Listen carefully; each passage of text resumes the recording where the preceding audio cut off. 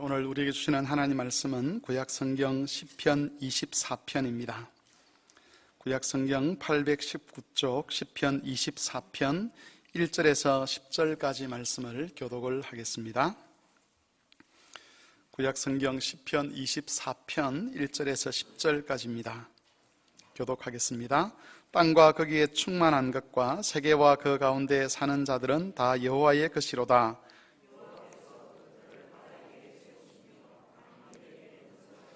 여호와의 산에 오를 자가 누구이며 그의 거룩한 곳에 설 자가 누구인가?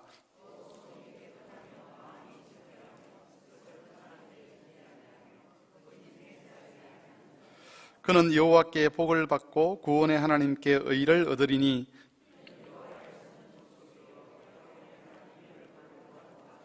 문들아 너희 머리를 들지어다. 영원한 문들아 들릴지어다. 영광의 왕이 들어가시리로다.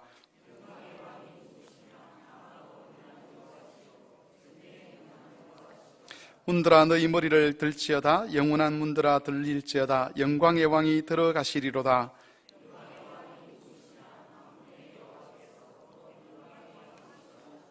아멘.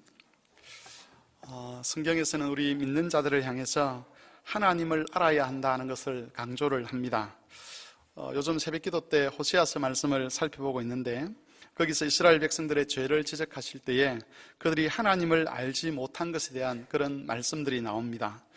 하나님의 백성이 하나님께 대해서 무지하게 되면, 다른 말로 무식하게 되면 그때부터 믿음이 타락하게 됨을 경고를 하죠. 그래서 하나님 백성들로 하여금 여호와를 알려고 하되 힘써 여호와를 알라라고 그렇게 권면을 합니다. 우리가 여호와 하나님을 알아야 될 이유들은 참 많습니다. 그 중에 한 가지는 여호와에 대한 지식을 통해서 우리의 구원이 어떤 성격을 가지고 있는지를 알 수가 있습니다.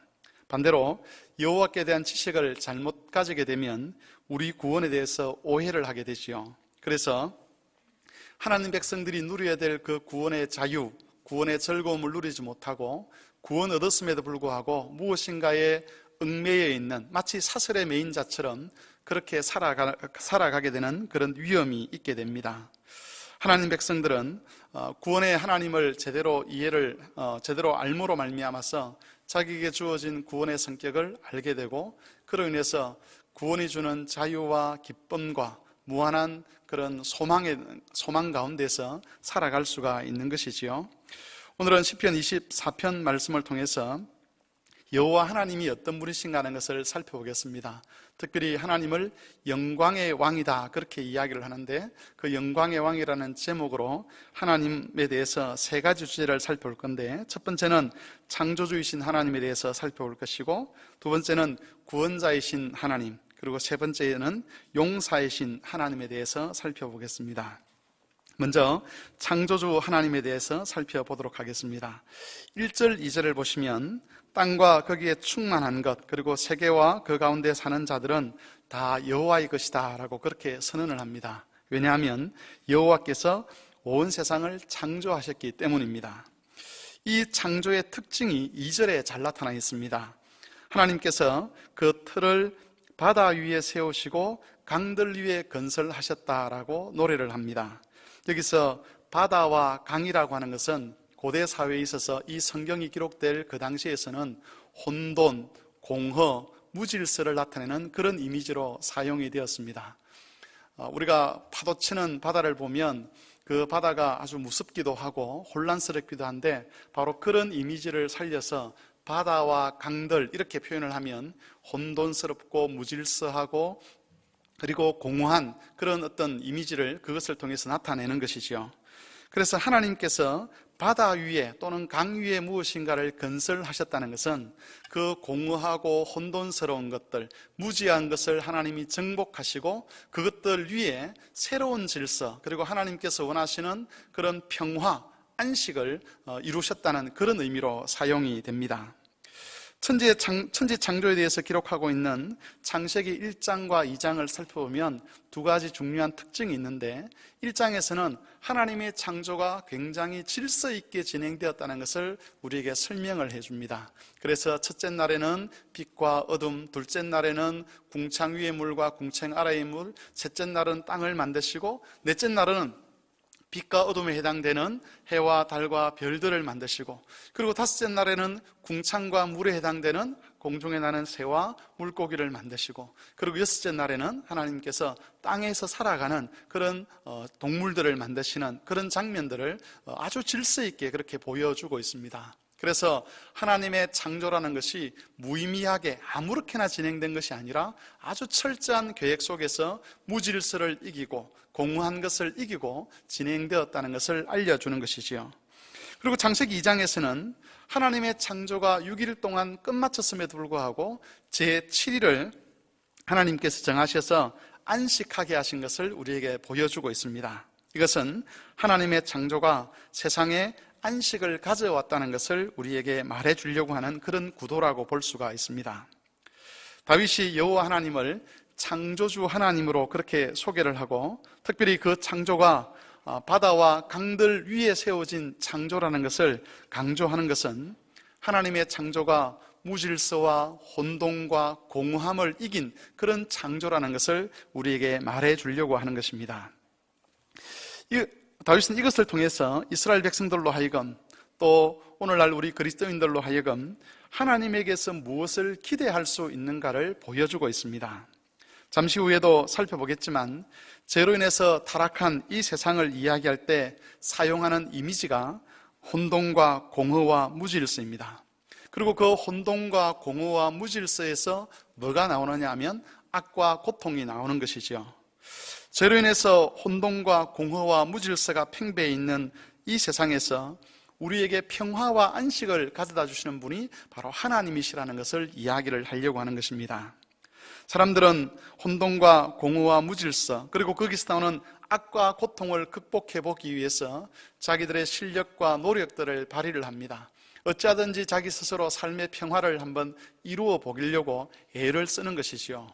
그런데 다윗은 그런 것을 통해서 우리가 평화나 안식을 얻을 수 있는 것이 아니라 바로 하나님의 창조주 되시는 그 하나님께 의탁하고 그 하나님의 도우심을 입을 때에만 바로 참된 평화와 안식을 경험할 수 있다는 것을 여기서 말을 해주고 있는 것입니다. 우리가 두 번째로 살펴볼 것은 구원자이신 여호와입니다.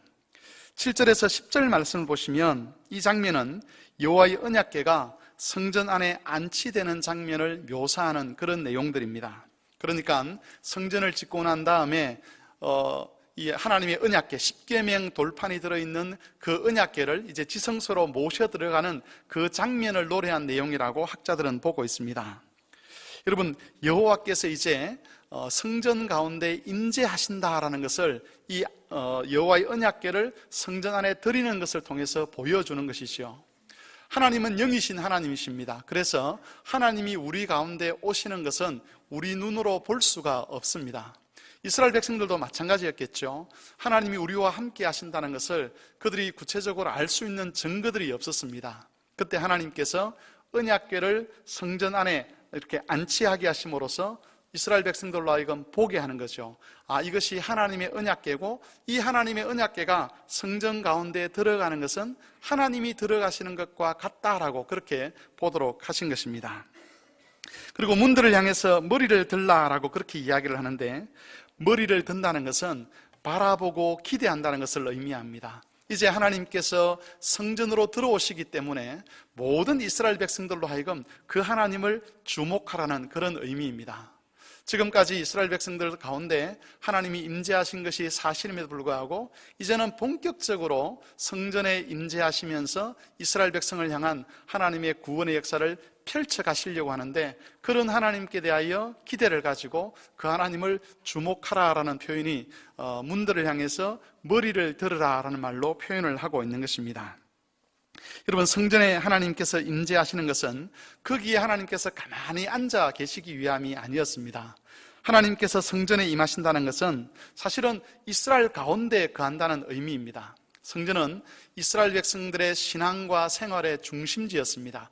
거기에 하나님이 임재하신다는 것은 사실 모든 이스라엘 가운데 하나님이 함께 하신다는 그런 의미라는 것이지요.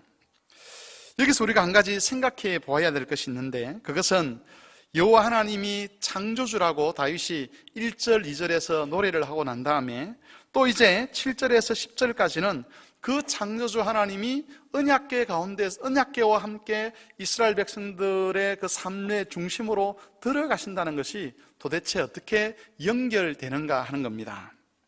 그럼 이것은 하나님께서 이스라엘 가운데 이루시려고 하는 구원이라는 것이 창조의 의미를 가진다는 것을 보여주려고 하는 다윗의 의도입니다.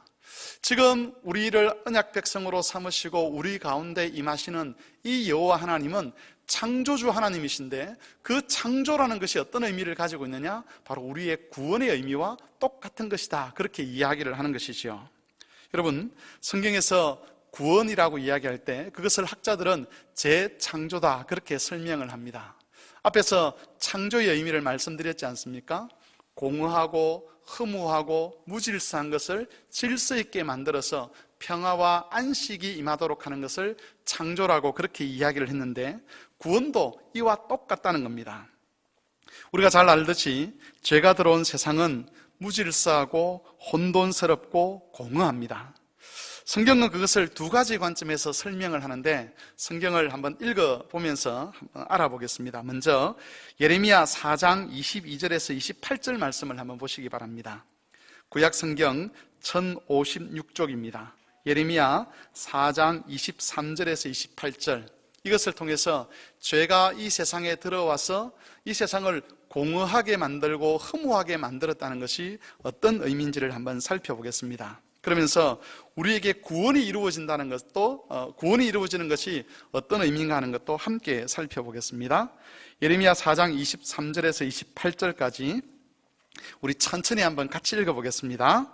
보라, 내가 땅을 본적 혼돈하고 공허하며 하늘에는 빛이 없으며, 내가 산들을 본적 다 진동하며 작은 산들도 요동하며, 내가 본적 사람이 없으며 공중의 새가 다 날아갔으며, 보라, 내가 본적 땅이 황무지가 되었으며 그 모든 성읍이 여호와 앞 그의 맹렬한 진노 앞에 무너졌으니, 여호와께서 이와 같이 말씀하시길, 이 온 땅이 황폐할 것이나 내가 진멸하지는 아니할 것이며, 이로 말미암아 땅이 슬퍼할 것이며 위의 하늘이 어두울 것이라.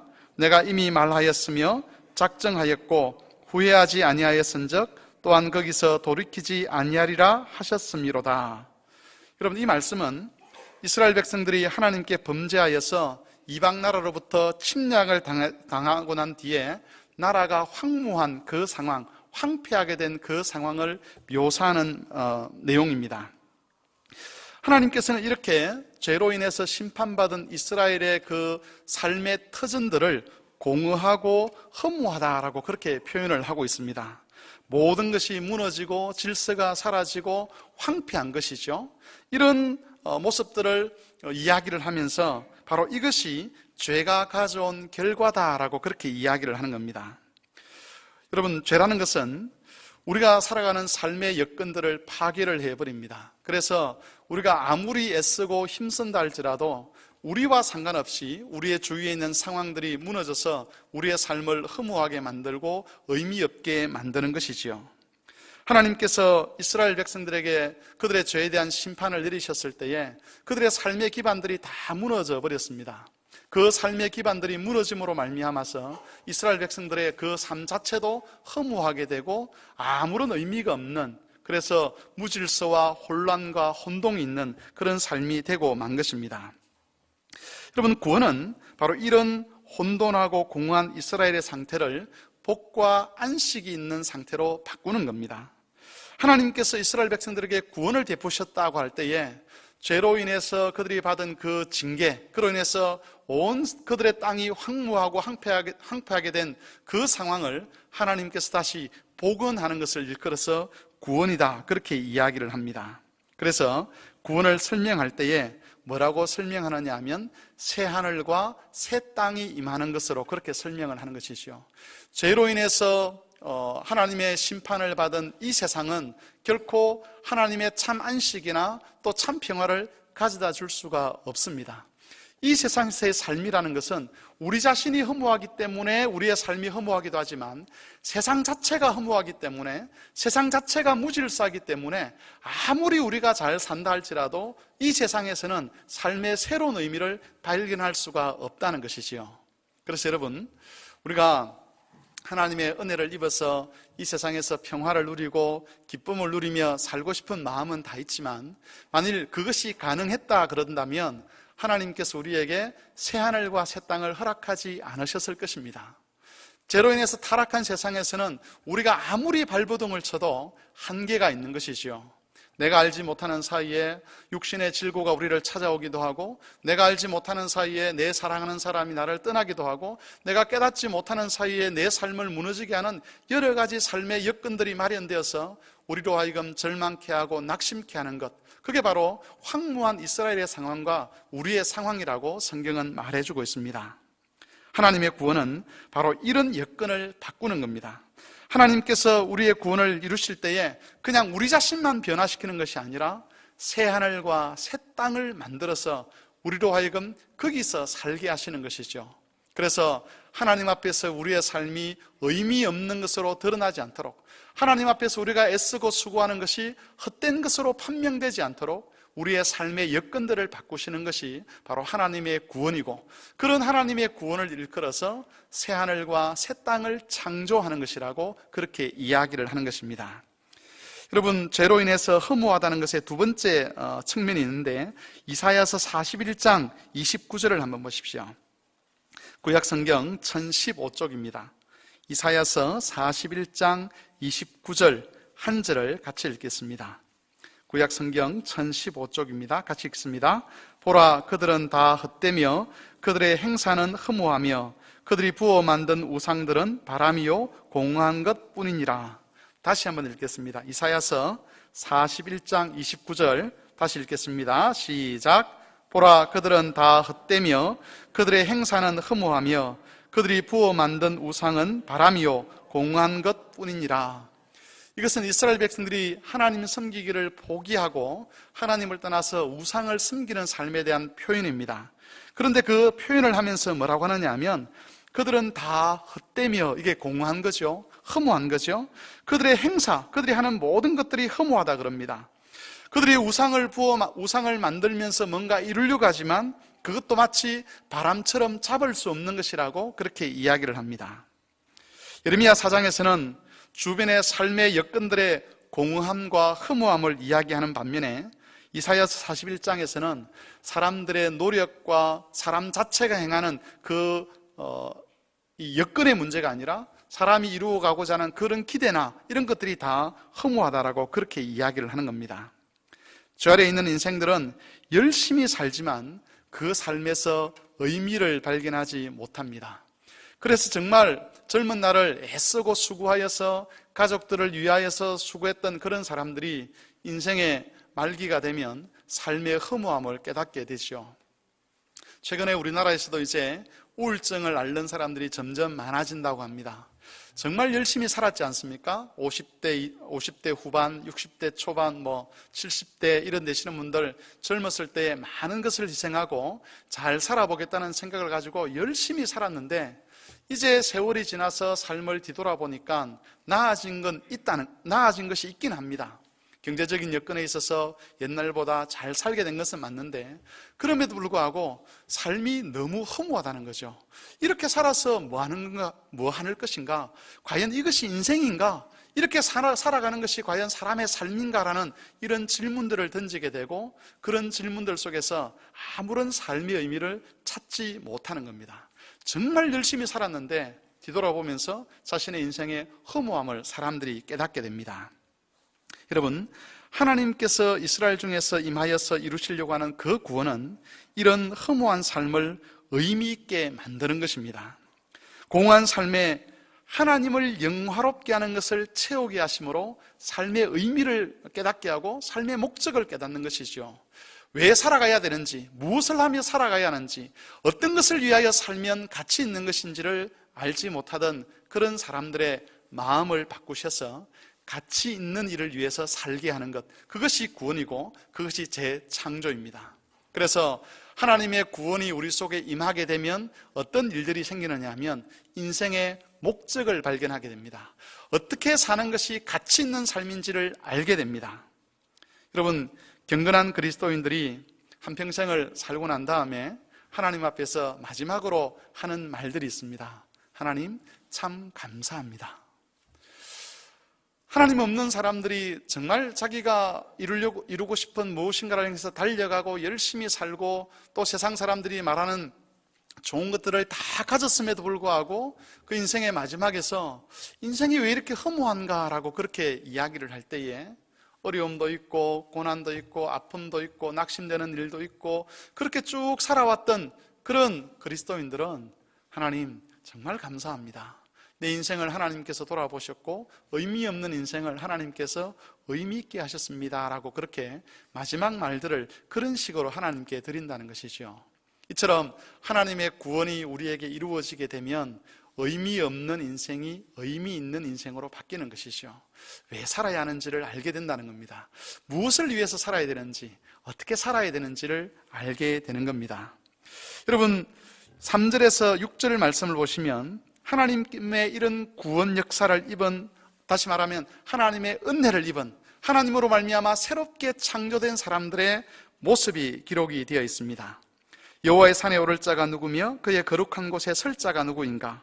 곧 손이 깨끗하며 마음이 청결하며 뜻을 허탄한 데 두지 아니하며 거짓 맹세하지 아니하는 자로다. 그는 여호와께 복을 받고 구원의 하나님께 의를 얻으리니 이는 여호와를 찾는 족속이요 야곱의 하나님의 얼굴을 구하는 자로다. 여러분, 손이 깨끗하며 마음이 청결하다는 것은 헛된 일에 마음을 빼앗기지 아니하고 헛된 일을 하지 않는다는 의미입니다. 그리고 거기 보면 뜻을 허탄한 데 두지 않는다라는 말이 있는데 이것은 제사를 드릴 때에 사용하는 관용 어구라고 합니다. 그러니까 하나님께 예배를 드리는 자를 향해서 뭐라고 불렀느냐 하면 뜻을 허탄한 데 두지 않는 자 이렇게 불렀다는 것이죠. 그래서 하나님의 구원의 은혜를 입은 사람들은 어떤 사람이냐? 하나님께 예배하는 사람이다, 하나님을 섬기는 사람이다 라고 그렇게 이야기를 하는 겁니다. 그리고 거짓 맹세는 헛된 맹세를 의미합니다. 의미 없는 삶에서 벗어나는 것을 일컬어서 헛된 맹세를 하지 않는다 그렇게 표현을 하고 있습니다. 여러분, 이처럼 성전에 임하신 여호와 하나님께서 베푸시는 그 구원은 재창조의 사역이죠. 우리의 삶의 여건들이 공허하고 허무한 것과 아울러서 우리 인생 자체가 공허하고 허무한데 하나님께서 우리에게 구원을 베푸시면 우리 삶의 여건을 새하늘과 새 땅으로 바꾸어 가시고 우리 인생 자체도 하나님께서 새롭게 변화시키셔서 허무와 공허함을 극복하고 무질서를 극복하고 하나님 주시는 평화와 안식을 누리도록 하는 것, 그것이 바로 성전에 임하신 여호와 하나님, 구원의 하나님이 우리에게 주시는 복이다라고 그렇게 설명을 하고 있습니다. 마지막 세 번째로 용사이신 하나님에 관해서 살펴보겠습니다. 7절에서 10절 말씀을 보시면 성전에 들어가시는 그 여호와 하나님께 대한 구체적인 표현들이 나옵니다. 특별히 8절에 보시면 강하고 능하신 여호와, 전쟁에 능하신 여호와 그렇게 되어 있습니다. 여기서 능하다라고 하는 이 말은 용사답다라는 그런 뜻입니다. 다시 말하면 이 하나님은 어떤 하나님이냐? 정말 용사다운 하나님, 전쟁에서 승리하시는 하나님이다, 이런 의미입니다. 10절에 보면 만군의 여호와라고 되어 있습니다. 만군이라는 것은 모든 군대를 의미하죠. 하늘에 있는 군대, 땅에 있는 군대, 그러니까는 온 세상에 있는 군대의 주인으로서의 여호와를 의미합니다.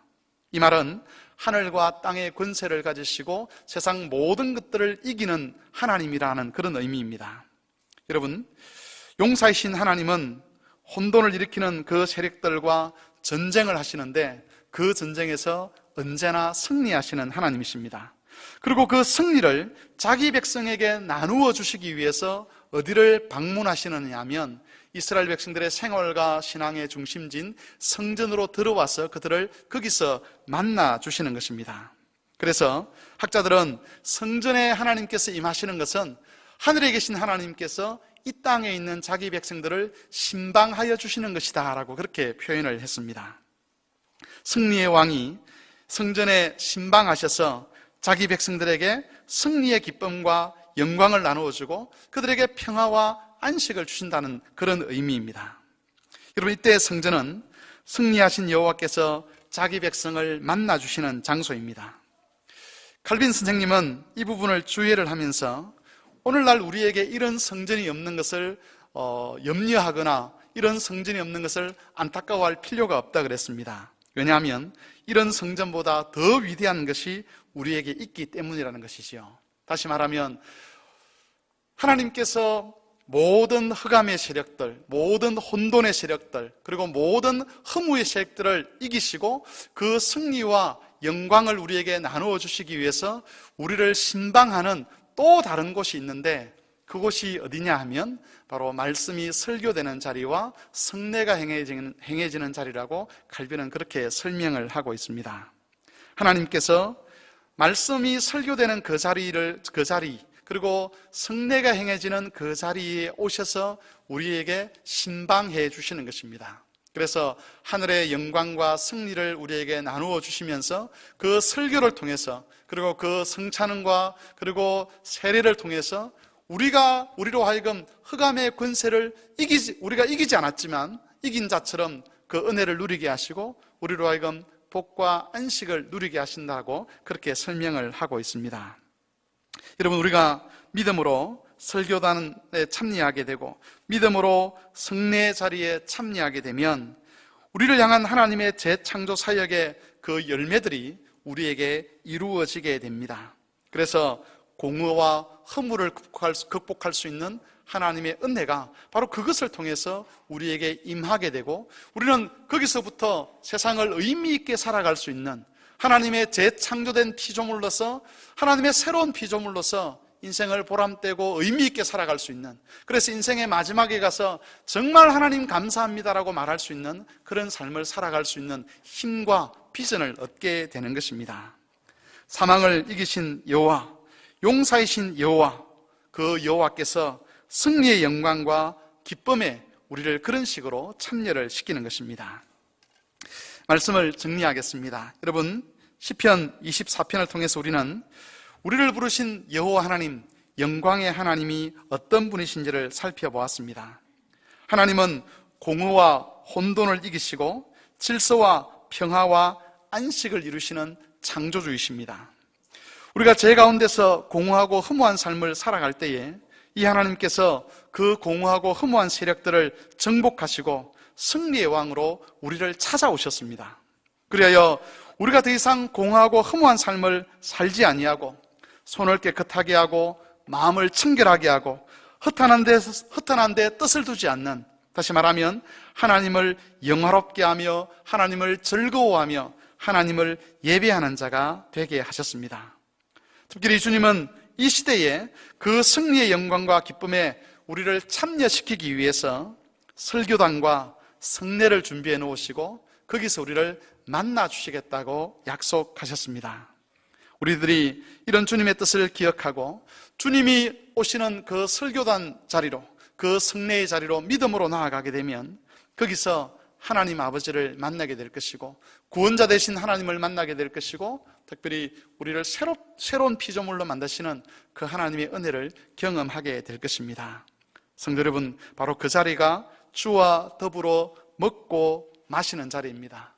예수님께서 내가 문 밖에 서서 두드리노니 누구든지 문을 열면 내가 그에게로 들어가서 그와 더불어 먹고 마실 것이라고 그렇게 말씀하셨는데, 바로 그 주와 더불어 먹고 마시는 자리, 다시 말하면 하나님께서 우리를 방문하시는 자리, 설교단이고 성례의 자리입니다. 이 자리에 우리가 믿음으로 나아가서 주와 더불어 먹고 마시면서 새로운 피조물로서 참 복과 평화와 안식을 얻을 수 있기를 주의 이름으로 축원합니다. 우리 이 시간 한 3가지 제목으로 같이 한번 기도하는 시간 가졌으면 좋겠습니다.